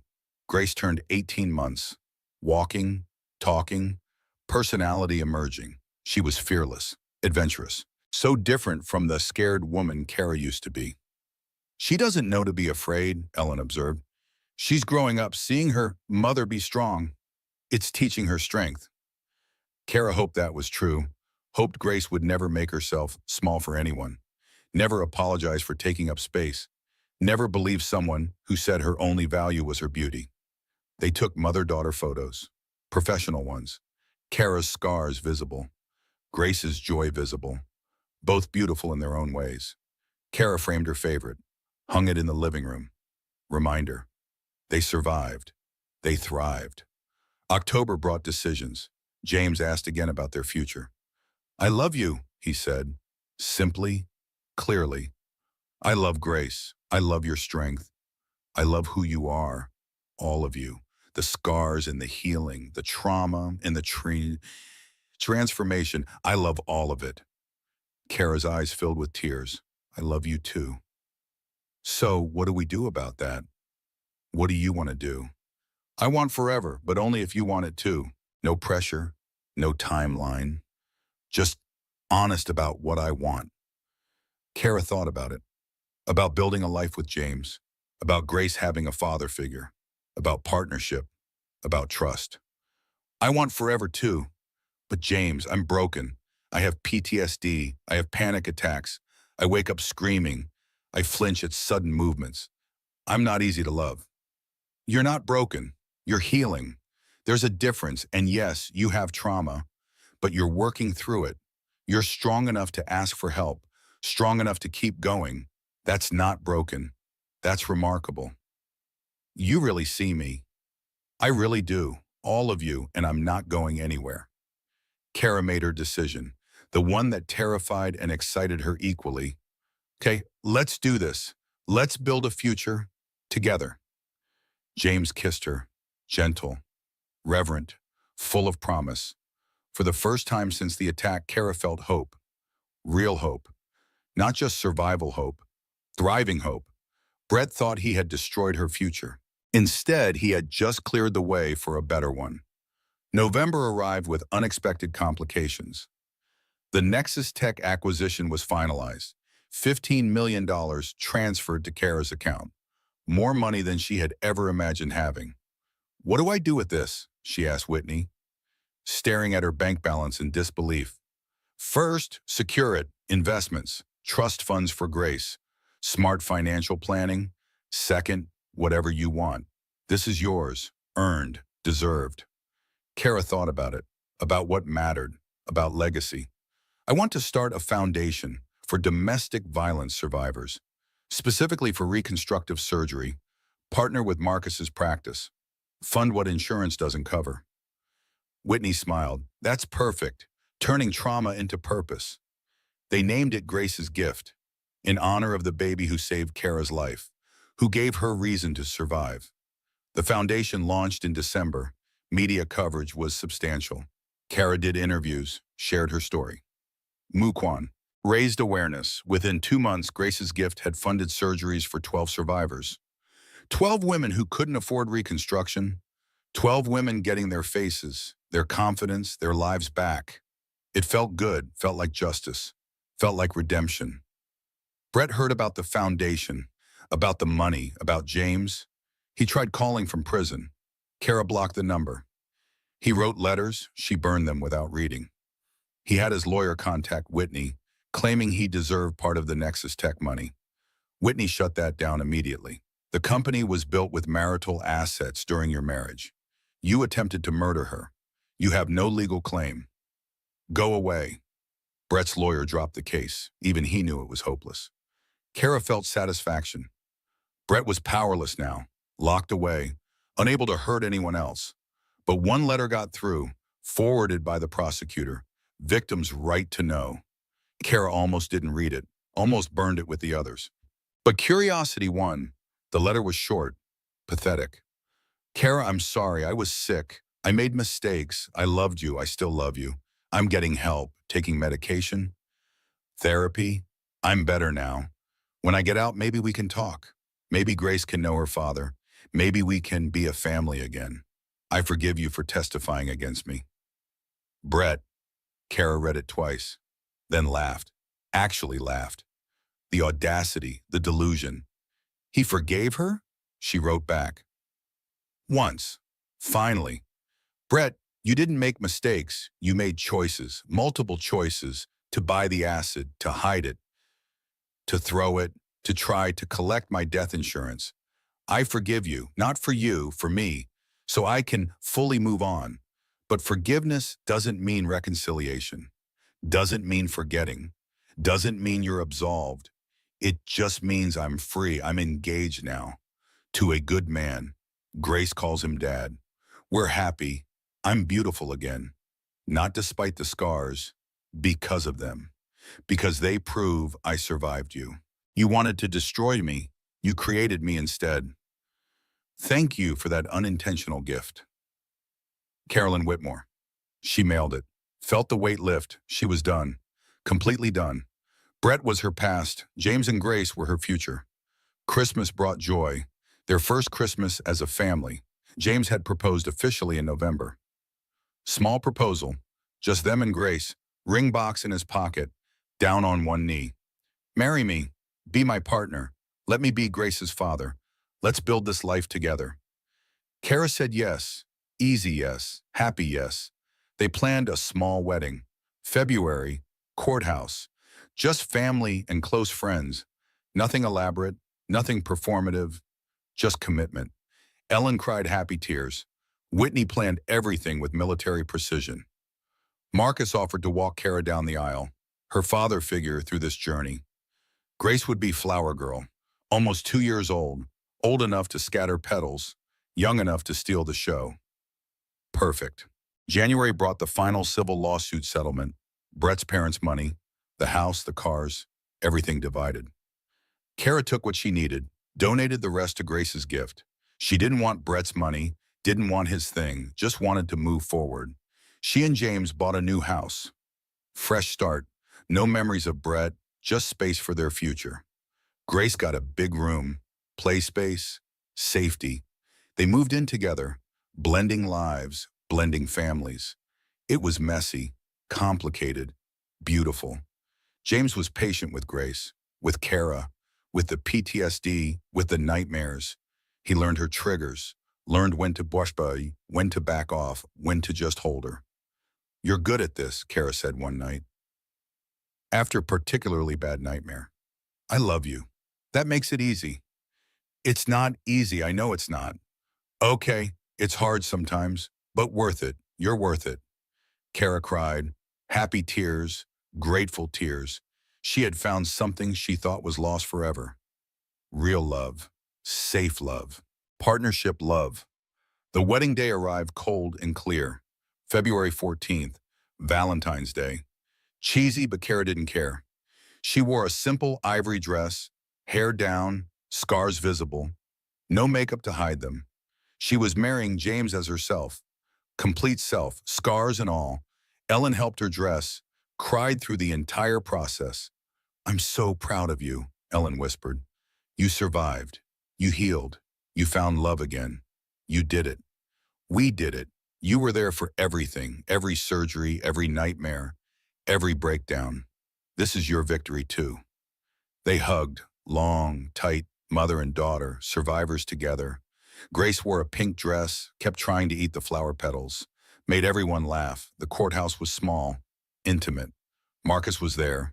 Whitney, Detective Brennan, Gerald Donovan even came.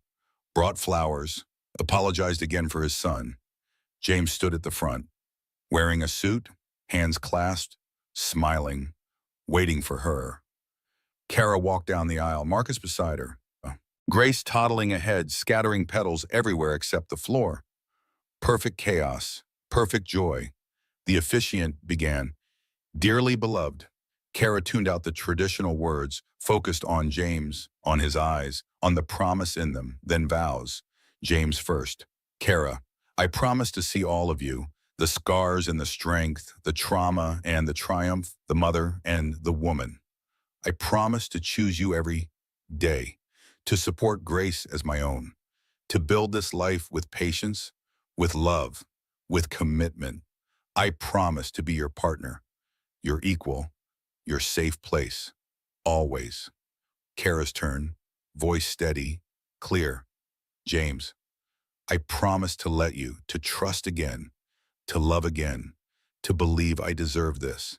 Because of you, I finally do. I promise to choose you daily, to bring grace into our partnership, to build this life with honesty, with courage, with hope. I promise to be your partner, your equal, your best friend, always. Grace shouted, "Mama, pretty!" right during the quiet part. Everyone laughed. Kara picked her up, held her during the rest of the ceremony. I now pronounce you married. You may kiss. James kissed Kara. Gentle, happy. Grace squished between them, giggling. They were a family now. Officially, completely. The reception was at a small restaurant. Private room, close friends and family. Nothing elaborate, just celebration. Kara danced with Marcus, thanked him for everything. I couldn't have done this without you. You did it all. I just had the steady hands. You gave me back my face, my confidence, my life. You always had those things. I just helped you see them again. She danced with Ellen, with Whitney, with James, with Grace in her arms. She was happy, actually genuinely happy, for the first time in years, maybe for the first time ever. Brett tried to destroy her, tried to take everything, but he couldn't take this joy, this love, this life. She had won, completely, absolutely, triumphantly. The wedding night was quiet, Grace asleep, Kara and James in their new bedroom, their new house, their new life. We did it, Kara whispered. We did. I never thought, after everything, I never thought I'd be here. Happy, married, whole. You were always whole, just needed the right person to see it. You see me. I really do. They fell asleep tangled together. Safe, loved, home. Kara dreamed of strawberries, sweet, ripe, perfect. Finally got her strawberries. Spring brought new beginnings. Kara started working officially for Nexus Tech, rebranding, marketing, using her skills, using her voice. The company was renamed White Tech Solutions, clean, professional, completely separate from Brett's legacy. Kara worked from home mostly, balanced motherhood and career, Grace in daycare 3 days a week, learning, socializing, thriving. She's so confident, her teacher said, so fearless. You're doing an amazing job. Kara glowed with pride. Grace was growing up strong, growing up without seeing her mother be small, growing up with a model of resilience. The media attention intensified again. Kara's story went viral. Acid attack survivor marries billionaire who bought her ex's company. The headlines made her sound like a charity case, like she needed saving. It infuriated her. She gave one major interview, national morning show, set the record straight. The host asked sympathetic questions, tried to frame her as a victim saved by a rich man. Kara interrupted. I didn't need saving. I saved myself. Dr. Shepard rebuilt my face. My lawyer won my case. James made a business decision that happened to align with justice. But I did the surviving, me. I fought. I healed. I built this life. James is my partner, not my savior. There's a difference. The interview went viral, millions of views, thousands of comments, most supportive. Kara became an unintentional spokesperson for survivors. She didn't want the role, but if it helps someone else, worth it. Grace's second birthday in September. 2 years since the attack. 2 years of healing, of growing, of transforming. The party was big this time. Family, friends, Grace's daycare friends, celebration of survival and thriving. Grace wore a princess dress, commanded the room, made everyone laugh, so different from the tiny newborn born into chaos. Kara watched her daughter, felt overwhelming gratitude. This child saved her life, gave her reason to survive, to fight, to heal. Thank you, Kara whispered to Grace during quiet moment. Thank you for being my reason. Grace patted her face. Love, Mama. Love you too, baby girl. Surgery number 10. Marcus called it maintenance, fine-tuning, Last major procedure. After this, we're done with surgeries. Just laser treatments, maybe minor revisions, but the hard work is done. Kara lay on the operating table, counted backward from 100, thought about how far she had come, from that hospital bed, from those early surgeries, from that broken woman. She wasn't that woman anymore. She was Kara Whitmore, survivor, mother, wife, advocate, whole. The surgery went well, recovery easier this time. Her body knew the routine, knew how to heal. Post-op, Marcus showed her the final results. This is it. This is as good as it gets. What do you think? Kara studied her reflection. Scars still visible. Always would be on, but faded, softer. Part of her face, part of her story. I think I'm beautiful. You always were. I know that now. White Tech Solutions launched major product. Brett's encryption patents fully developed. James's execution, Kara's marketing, team effort. The launch was huge, press coverage, tech industry buzz, stock prices soaring. Kara attended the launch party, networking, representing, using her face, her story, her voice. People stared, asked questions, some rude, most curious, all human. Yes, this is from acid attack, Kara would say. Yes, my ex-husband did it. Yes, I survived. Yes, I'm thriving. Any other questions? Usually they didn't have other questions. The directness disarmed them. One tech journalist asked the right question. What's your message to other survivors? Kara thought carefully. Survival is possible. Healing is possible. Joy is possible. It won't be easy. It won't be quick. But it's possible. You're stronger than you think. You're worth more than your abuser said. You deserve better. And you can build it. One day, one surgery, one choice at a time. The quote went viral. Grace's gift donations increased. More survivors reached out. More stories shared. Kara's pain was helping others. Her survival was inspiring others. Her voice was empowering others. Worth it. All of it worth it. Thanksgiving. Their first as married family. Ellen hosted. Kara helped cook. Grace helped make chaos. James carved the turkey, told stories, made everyone laugh, fit so naturally into their family. Around the table, Kara looked at her people, her mother, her daughter, her husband, her chosen family. I'm grateful, Kara said during grace, for survival, for healing, for second chances, for all of you. We're grateful for you, Ellen replied. Tears in eyes, they ate, laughed, made memories. Normal family holiday, nothing special, everything special. That night, tucking Grace into bed, Kara reflected. You know what I learned? She told her sleeping daughter. The worst day of your life doesn't have to define you. It can transform you. It can reveal you. It can strengthen you. But it doesn't have to destroy you.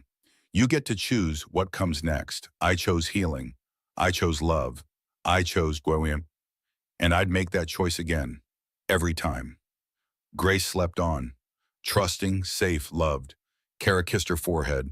Walked to her own bedroom, to her husband, to her life. She had survived Brett. Now she was thriving without him. Perfect revenge, perfect justice, perfect life. December brought unexpected news, Brett's parole hearing. He wouldn't actually get parole, too soon, but he could make his case. Kara received notification, had the right to submit statement, to attend hearing, to speak. Do you want to go? James asked. I don't know. Part of me wants closure, wants to see him behind glass, behind bars, unable to hurt anyone. Part of me never wants to see him again. Whatever you choose, I support you. Kara thought about it for days, pros and cons, closure versus reopening wounds. She decided she would go. She would speak. One final time, then never again. The parole hearing was in January, 3 years since the attack. Kara drove to the prison with James, Whitney, Ellen watching Grace. The prison was cold, gray, depressing, exactly where Brett belonged. They sat in the hearing room, waiting. Then Brett was let in, prison uniform, hands shackled, thinner, older, diminished. He looked at Kara, at her scars, at her nice clothes, at her wedding ring, at James beside her. His face did something complicated: anger, regret, realization. She had moved on. He was stuck. The hearing began. Brett made his case: good behavior, therapy, medication, remorse. All the right words, all the practiced phrases. Then Kara's turn. She stood, walked to microphone, looked Brett in the eye. 3 years ago, you threw acid in my face. You tried to kill me. Or worse, you wanted to destroy me, to make me unlovable, to take everything. She paused, let the words sink in. You failed. You took my old face, but you couldn't take me, the actual me. You never really knew that person. I barely knew her. The attack revealed her, strong, resilient, worthy. I'm married now to a wonderful man. Grace calls him Desid. We're happy, I'm successful, I'm beautiful, I'm whole, not despite what you did, because of it. Because surviving you proved I could survive anything. You're in here. I'm out there, living, loving, free. That's not revenge. That's justice. That's healing. That's life. The parole board will decide your fate. I hope they remember what you did. I hope they remember I was 8 months pregnant. I hope they remember the premeditation, the calculation, the cruelty, and I hope they keep you here, where you belong. She sat down. Done, finished. Free. The parole board deliberated. 30 minutes, came back with decision. Parole denied. Next hearing in 5 years. Kara felt satisfaction, relief, closure. Brett was led away, looked back once, mouthed something. Maybe I'm sorry. Maybe I love you. Maybe nothing. Didn't matter. Kara was done. Completely.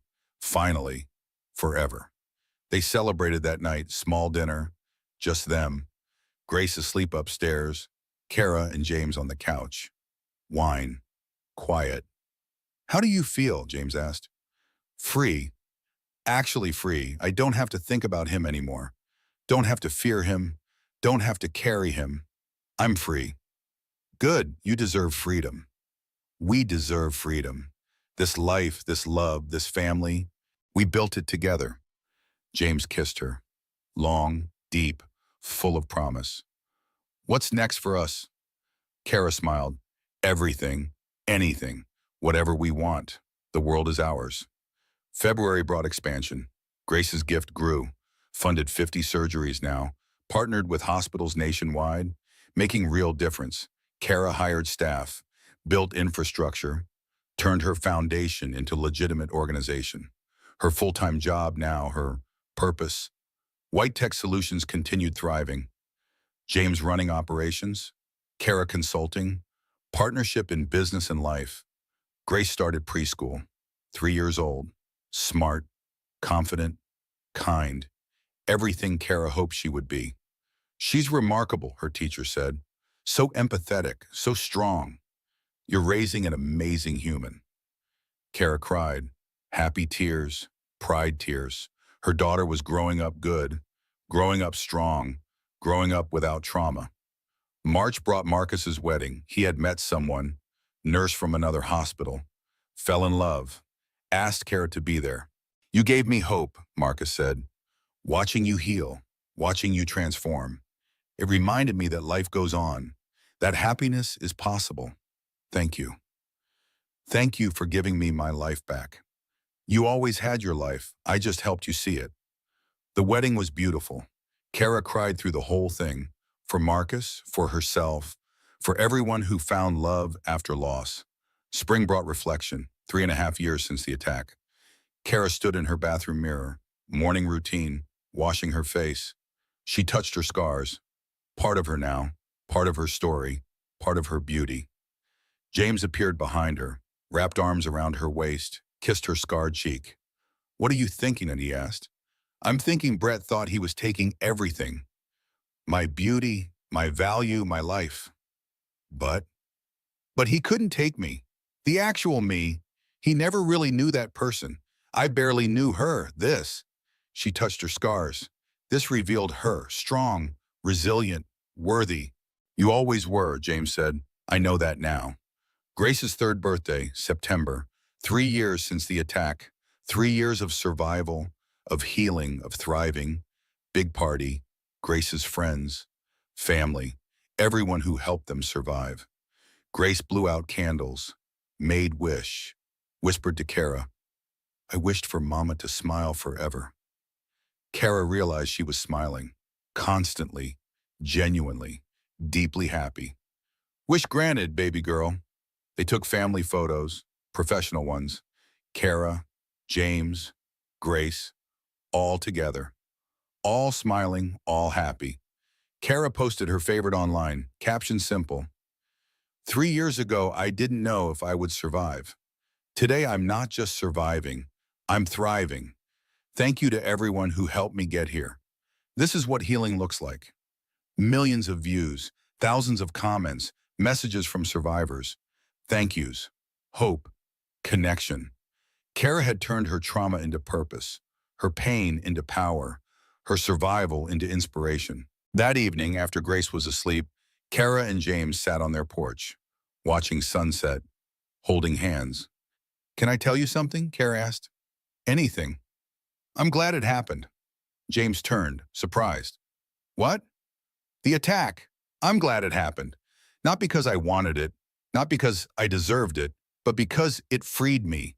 Freed me from caring what people think. Freed me from needing to be perfect. Freed me from Brett. Freed me from myself. I don't know if I can be glad about it. I'm not glad about the pain, about the surgeries, about the trauma, but I'm glad about who I became. The woman who survived, who fought, who healed, who built this life. That woman is better than who I was before. Stronger, wiser, freer." James squeezed her hand. "I love that woman." "I love her too. Took me 3 years, but I finally love her too." Kara's closing reflection came naturally, unscripted, true. They say what doesn't kill you makes you stronger.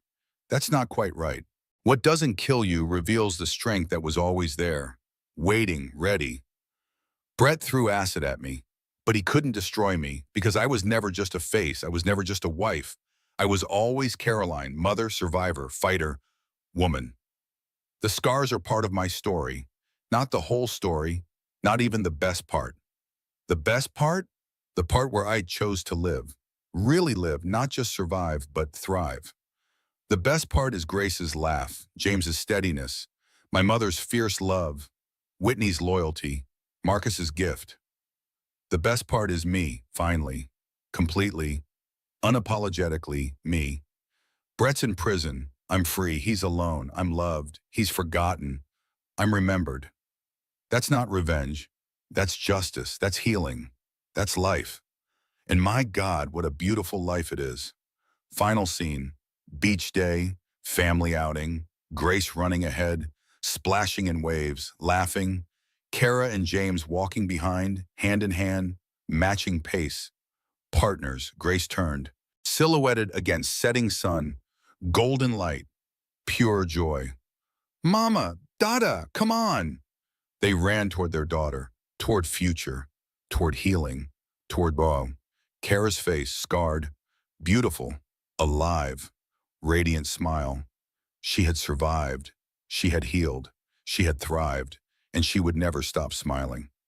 Carolyn's story didn't end with survival, it ended with triumph, with justice, with a life more beautiful than she ever imagined possible. You know what she told me when I asked her what advice she'd give to others? She said, "Share your story, because someone out there needs to hear it. Someone is sitting in their car right now afraid to go inside. Someone is making themselves smaller, thinking that's love. Someone needs to know that survival is possible." So here's where you come in. If Caroline's story moved you, hit that like button. Not for me, for every survivor who needs to know they're not alone. For every woman who's been told her only value is her beauty. For everyone who's ever felt broken and needs to remember, they're actually just healing. Drop a comment below. Tell me what moment hit you hardest. Share your own story if you feel safe to. This community is built on courage and truth. Share this video with someone who needs hope today. You might just save a life. And subscribe to this channel because every week I bring you true stories of survival, transformation, and triumph. Real people, real courage, real hope. Carolyn turned her worst day into her greatest purpose. What if her story is exactly what you needed to hear today? Until next time, remember, you're stronger than you think, you're worth more than they said, and your story isn't over yet.